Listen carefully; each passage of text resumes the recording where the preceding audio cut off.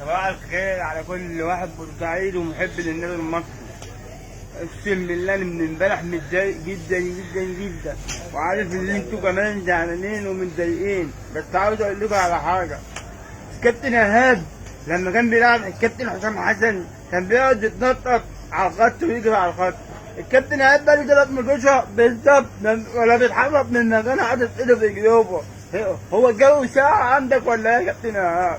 يا عم خلي عندك دم بقى وامشي بقى يا عم. الناس كلها بتحاسبن عليك، بتحاسبن عليك وبتقول حسبي الله ونعم الوكيل فيك.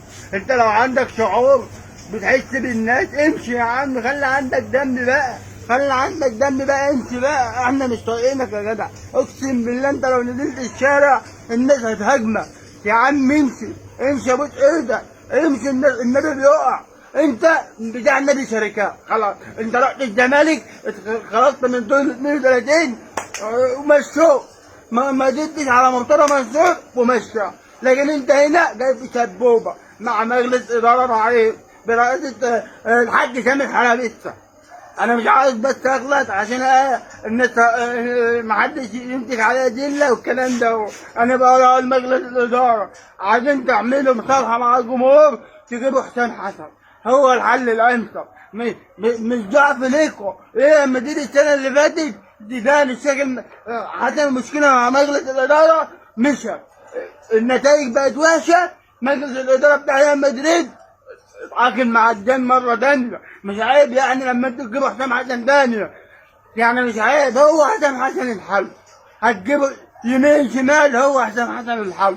وطالعين ببيان مستفز بيقولوا طول ما انتوا موجودين كابتن ايهاب هيبقى موجود. طب اقول لكم على حاجه، امشي انتوا الاثنين، مش عاوزينكم. اقسم بالله الناس ما طايقاكم. انتوا بتحسوا، انتوا ما بتحسوا، انتوا علم بارده، انتوا علم ثلاجه. ازاي انتوا قاعدين في النادي؟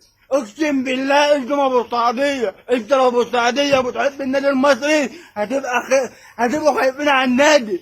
انتوا في عادكم لسه راح، ولا بنلعب على ملعبنا، ولا في لعيبه، ولا في اي حاجه. بورسعيد بدون كوره. انتوا خليتوا النادي وخليتوا الناس كلها بتكره النادي. حرام عليكم بقى، ارحمونا، ارحمونا بقى، ارحمونا. قعدت تقول الاستقرار، مش الاستقرار، اللي كان عامل الاستقرار هو حسام حسن. واقسم بالله حسام حسن لو كان اجى مع الحاج ياسر يحيى كان نجح برضه، كان نجح. عمال تقول الاستقرار مش الاستقرار، فين الاستقرار؟ ده احنا خلاص ماتشين كمان وهننافس على الهبوط. ده احنا كمان، ده احنا بقالنا 13 اي حد. ده مش بعد يوم الخميس اسوان تكسبنا ولا ايه؟ انا عايز اعرف حاجه، انتوا دلوقتي بتفكروا في ايه؟ خايفين على شوط الجزائر؟ ما يقول على شوط الجزائر. ولا انتوا ولا كل ما حد يدفع فلوس يطلع يقول انا دفعت للنادي. لما انت عندكم مستر كاميرا بعالي دفع 40 مليون جنيه وما بيطلعش يقول انا ليه 40 مليون جنيه في النادي؟ حرام عليكم بقى، ارحمونا، ارحمونا بقى، ارحمونا. جبتوا لنا الضغط والسكر يخرب بيوتكم. السلام عليكم.